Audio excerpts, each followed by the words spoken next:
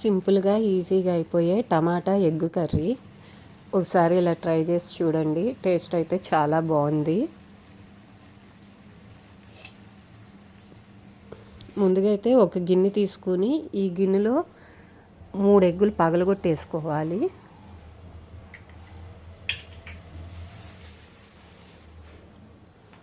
Three eggs అయితే ఇలా గిన్నెలో పగలగొట్టి వేసుకోవాలి. ఇప్పుడు స్టవ్ వెలిగించి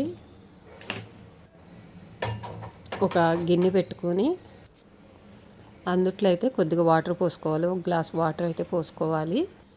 ఇప్పుడు ఇలాంటి స్టాండ్ కానీ ఏదైనా ఒక ప్లేట్ కానీ పెట్టుకొని మనమైతే ఎగ్స్ వేసిన గిన్నెని ఇందుట్లో పెట్టేసి మూత పెట్టి ఉడికించుకోవాలి.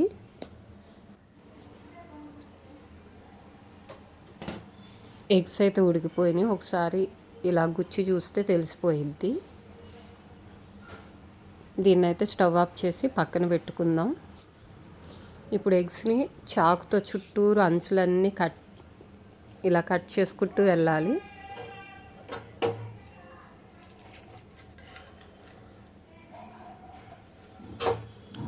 ఇలా చాకుతో మొత్తం రౌండ్గా కట్ చేసుకోవాలి. ఇప్పుడు దీన్ని ఒక గిన్నెలోకి ప్లేట్లోకి తీసుకొని ఎల్లో సపరేట్ చేసుకోవాలి.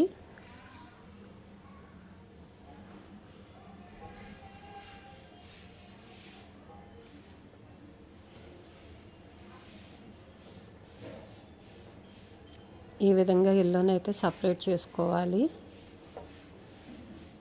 సపరేట్ చేసుకొని ముందుగా అయితే ఎల్లోని చిన్న చిన్న ముక్కలుగా కట్ చేసుకోవాలి.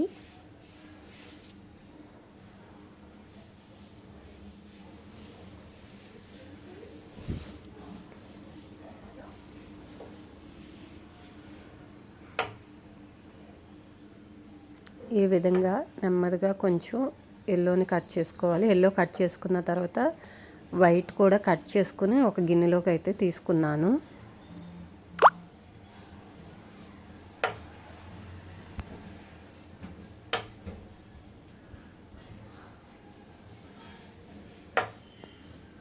ఇలా చేస్తే పిల్లలు కూడా ఇష్టంగా తింటారు. లంచ్ బాక్స్లో కూడా చాలా బాగుంటుంది.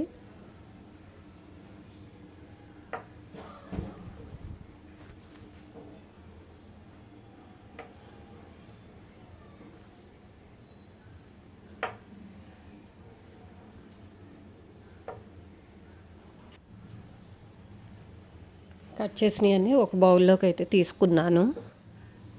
ఇప్పుడు స్టవ్ వెలిగించి బాండీ వేడెక్కిన తర్వాత ఒక గరిట ఆయిల్ వేడెక్కిన తర్వాత జీలకర్ర కొద్దిగా ఫ్రై అయిన తర్వాత సన్నగా కట్ చేసి పెట్టుకున్న ఆనియన్స్ 2 వేసి లైట్ గోల్డెన్ కలర్ వచ్చేదాకా ఫ్రై చేసుకోవాలి. లో ఫ్లేమ్లో పెట్టి ఫ్రై చేసుకోవాలి. ఇది ఫ్రై అయిపోయింది. ఇప్పుడు ఇందులో అల్లం వెల్లుల్లి పేస్ట్ వేసి పచ్చివాసన పోయేదాకా బాగా ఫ్రై చేసుకోవాలి. ఇది ఫ్రై అయిపోయింది. 3 టమాటాలు సన్నగా కట్ చేసి పెట్టుకున్నా వేసి ఒకసారి మొత్తం కలుపుకొని మూత పెట్టి లో ఫ్లేమ్లో అయితే ఉడికించుకోవాలి. ఈ విధంగా మెత్తగా అయిపోవాలి టమాటా మొత్తం. ఇప్పుడు టేస్ట్కి సరిపోయినంత సాల్ట్, కొద్దిగా పసుపు వేసి ఒకసారి కలుపుకోవాలి. ఇది 1 నిమిషం ఫ్రై అయిన తర్వాత టేస్ట్కి సరిపోయినంత కారం, అలానే కొద్దిగా గరం మసాలా వేసి 2 నిమిషాలు అయితే ఫ్రై చేసుకోవాలి మొత్తం. ఇప్పుడు ఏదైతే మనం కట్ చేసి పెట్టుకున్న ఎగ్ని ఇందుట్లో వేసి మొత్తం కలిపేయాలి.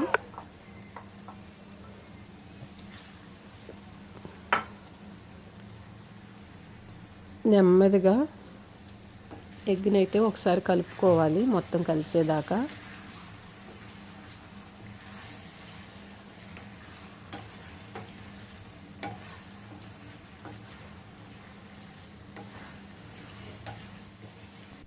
ఇప్పుడు పైన కొద్దిగా కరివేపాకు అలాగే కొద్దిగా కొత్తిమీర వేసి మూత పెట్టేసి వదిలేయాలి. కలపవసరం లేదు.